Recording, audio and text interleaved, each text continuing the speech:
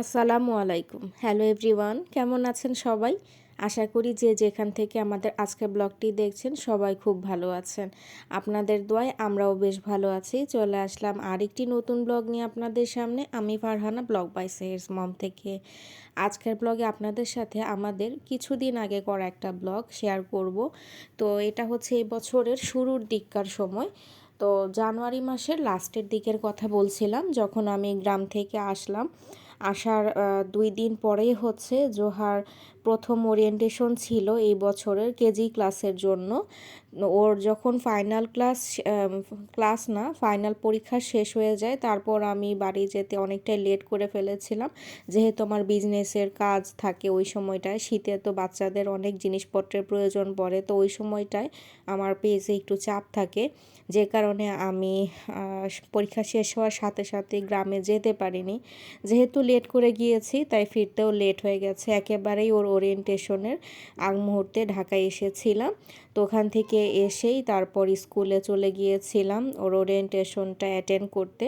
চাইলে এটা আমরা অ্যাটেন্ড নাও করতে পারতাম, কিন্তু আসলে এটা বছরের শুরুর দিকের একটা আনন্দ।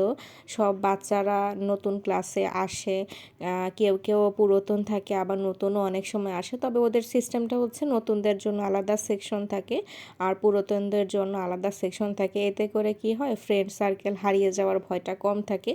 যদি না কেউ স্কুল থেকে চলে যায়, তাহলে দেখা যায় যে সবাই সেম ক্লাসেই থেকে যায়।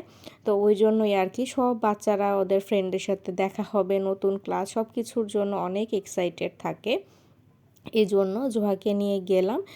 না হলে আর একটু দেরি করে আসলেও চলতো। চিন্তা করলাম যে একেবারে হুট করে গিয়েই ক্লাসে যাওয়ার চেয়ে প্রথম একটা দিন যে এই যে সবার সাথে একটু দেখা হওয়া, এতে কিন্তু রিফ্রেশমেন্ট আসে, ওদেরও আগ্রহ থাকে নতুন ক্লাসের প্রতি।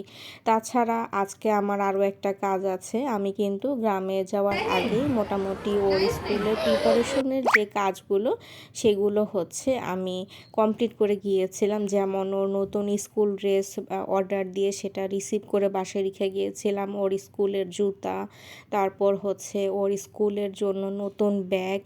যে কারণ ও গত 2 বছর হচ্ছে একটা ব্যাগ হচ্ছে আমার ফুপি গিফট করেছিল ওর স্কুলে ভর্তি হওয়ার আগেই, আর আমার একটা আপু দিয়েছিল। তো 2টা ব্যাগ চেঞ্জ করে নিয়ে 2 বছর চলে গেছে।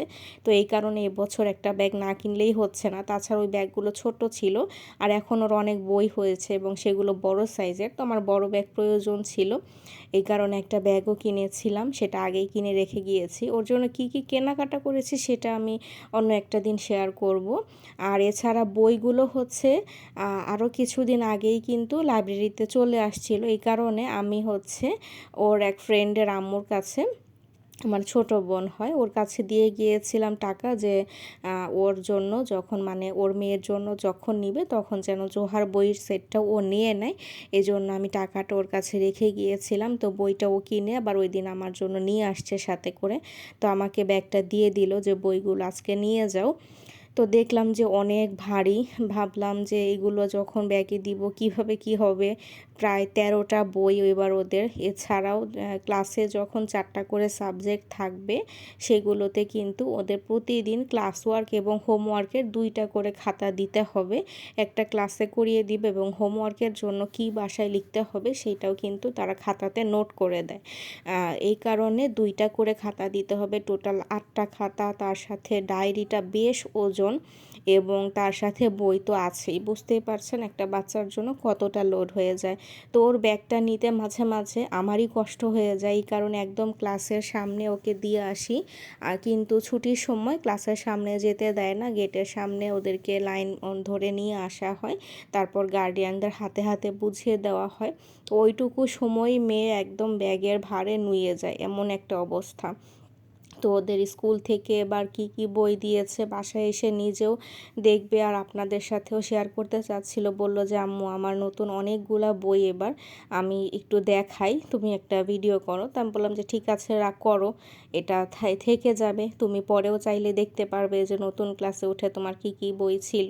আগে তো এরকমভাবে কোনো ভিডিও আসলে করিনি, আর তখন ওর বইও অনেক কম ছিল, জাস্ট হ্যান্ড রাইটিং টাইপের বইগুলি ছিল, ড্রয়িং ছিল, তারপর রাইমস ছিল, কিন্তু এবার তো ওদের কনভারসেশন, গ্রামার থেকে শুরু করে ইংলিশ রিডিং, বাংলা রিডিং বই, মানে গল্প, ছড়া, এছাড়াও আরও অনেক অনেক, এবং এবার নতুনভাবে ওদের সায়েন্স অ্যাড হয়েছে। তো এটা কিন্তু আগেও পড়েনি, সায়েন্স সাবজেক্টটা এই কেজি থেকেই ওদের শুরু হচ্ছে। এবং কনভারসেশন এটাও এখন থেকে শুরু হবে। এর আগে জেনারেল নলেজ ছিল, স্পোকেন ছিল, সেগুলো টুকটাক যেগুলো প্রয়োজনীয় কনভারসেশন বা হচ্ছে কনভারসেশন বলবো না, সেগুলো জাস্ট প্রশ্ন উত্তর ছিল। তো এখনও জেনারেল নলেজ এবং হচ্ছে স্পোকেনটা আছে, তার পাশাপাশি এবার কনভারসেশনও থাকবে, যাতে তারা একজনের সাথে আরেকজন কথা বলার ক্ষেত্রে যে কোনো বিষয়ে যে ফ্লুয়েন্সিটা দরকার হয় সেটা যেন ওদের একটু একটু করে আসে, সেজন্যই আর কি। তো সায়েন্স বইটাও দেখতে খুব সুন্দর, কিন্তু সমস্যা হচ্ছে এবারের বইগুলো একটু ওজন বেশি। বিশেষ করে ওদের হচ্ছে ম্যাথ বইটা এবার অনেক বেশি মোটা, এবং কাগজটাও যেহেতু ভালো মানের তাই ওইটার ওজনটাও বেশ খানিকটা। আর এবার হচ্ছে ওদের প্রথম হচ্ছে রিলিজিয়ানের জন্য আলাদা করে বই দেওয়া হয়েছে। আগে তো শুধুমাত্র ওদেরকে অক্ষর শেখানো হতো, বা হচ্ছে বিভিন্ন ধরনের ছোট ছোট সূরা এবং কালেমা শেখানো হয়েছিল। তো ওগুলো মিসরা হচ্ছে আমাদেরকে কপি করে দিয়ে দিত, তখন ওদের বই ছিল না, জাস্ট আমাদেরকে হোয়াটসঅ্যাপে অথবা তারা শিট আকারে দিয়ে দিত, ওখান থেকে আমরা পড়িয়ে নিয়েছিলাম। কিন্তু এবার ওদের হচ্ছে রিলিজিয়ান সাবজেক্ট আছে আলাদা, এটাও নতুন অ্যাড হয়েছে, তো এই জন্য ওদের বইও আলাদা।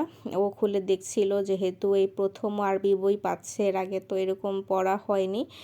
ও বলছিল যে আম্মু কনভারসেশন এটা কি অনেক কঠিন হবে? তো আমি বললাম যে না, এটা তোমাদেরকে মিস অবশ্যই বুঝিয়ে দিবে কিভাবে পড়তে হবে, আস্তে আস্তে সবই পারবে। তো আমার কাছেও প্রথম প্রথম বইগুলো দেখে খুবই ভয় লাগছিল, যে নার্সারিতে ছোট ছোট ওয়ার্ড মেকিং বা এই ধরনের জিনিস ছিল, কিন্তু এখন ডিরেক্টলি ওদেরকে অনুচ্ছেদ লিখতে হবে, তারপর রিডিং পড়তে হবে। এতগুলো পড়ার চাপ আসলেও নিতে পারবে কিনা এটা নিয়ে আমার খুব টেনশন হচ্ছিল, যেহেতু আমি ওকে অনেক আর্লি কিন্তু স্কুলে দিয়েছিলাম। ও এখনও ওইভাবে অতটা ফ্লুয়েন্টলিভাবে ওয়ার্ড মেকিংটা অতটা প্রথম দিকে পারতো না, যে কারণে আমার বিশেষ করে প্রশ্ন উত্তর লেখা বা অনুচ্ছেদ লেখা নিয়ে খুবই টেনশন ফিল হচ্ছিল। তবে আলহামদুলিল্লাহ এখনও একটু একটু করে পড়তে শিখছে। প্রথম দিকে যে অনেক বেশি জড়তা ছিল সেটা এখন কিছুটা হলেও কেটে গেছে।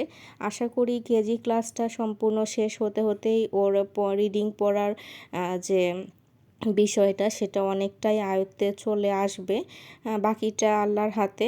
তো আমি আসলে ভাবি অনেক সময় যে আমরা বর্তমানে বাচ্চাদেরকে এক একটা সাবজেক্টের জন্য কতটা বেশি প্রেশার দিচ্ছে। আমি অলরেডি কিন্তু খুব বিরক্ত হয়ে একবার অফিস রুমে গিয়েছিলাম স্যারের সাথে কথা বলতে, যে স্যার এতটা লোড কেন একটা কেজির বাচ্চাদের জন্য আপনারা দিচ্ছেন?